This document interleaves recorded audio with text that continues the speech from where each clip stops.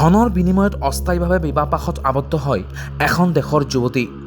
অচিনাকি পৰ্যটকৰ শাৰীৰিক ক্ষুধা নিবাৰণ কৰি তেওঁলোকে উলিয়াইছে উপাৰ্জনৰ পথ। দীঘলীয়া সময়ৰ বাবে পৰ্যটকৰ দেহ মন তৃপ্ত কৰি মোটা অংকৰ ধন উপাৰ্জন কৰাই তেওঁলোকৰ উদ্দেশ্য। ইণ্ডোনেছিয়াৰ একাংশ মহিলাই এই অস্থায়ী বিবাহক পাৰ্ট টাইম ইনকামৰ পথ হিচাপে বাছি লৈছে।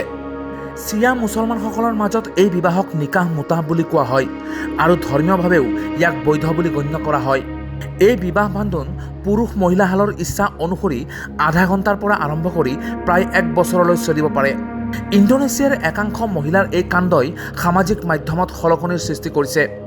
পশ্চিম ইণ্ডোনেছিয়াত শেহতীয়াকৈ জনপ্ৰিয় হৈ পৰিছে টেম্পোৰাৰী মেৰিজ। এই পৰম্পৰা অনুসৰি যুৱতীসকলে ধনৰ বিনিময়ত মূলতঃ মধ্যপ্ৰাচ্যৰ পুৰুষ পৰ্যটকৰ সৈতে বিয়াত বহে। ধনৰ পৰিমাণ অনুসৰি বিবাহৰ চুক্তিৰ ম্যাদ ধাৰ্য কৰা হয় আৰু চুক্তি শেষ হ'লেই বৈবাহিক সম্পৰ্কৰ অন্ত পৰে। ইয়াৰ বাবে কোনো সাক্ষী, বিষয়া বা পৰিয়ালৰ লোকৰ প্ৰয়োজন নাথাকে। লছ এঞ্জেলছ টাইমছৰ এক প্ৰতিবেদন অনুসৰি এই প্ৰথা এক লাভজনক উদ্যোগলৈ পৰিণত হৈছে, যিয়ে পৰ্যটন আৰু স্থানীয় অৰ্থনীতিক উদগনি যোগাইছে। উল্লেখযোগ্য যে ইণ্ডোনেছিয়াত এই ধৰণৰ বিবাহ বেশ্যাবৃত্তিৰ দৰেই অবৈধ, কিন্তু আইনী নিয়মসমূহ সঠিকভাৱে বলবৎ নোহোৱাৰ বাবেই যুৱ প্ৰজন্মৰ মাজত অস্থায়ী বিবাহ জনপ্ৰিয় হৈ পৰিছে।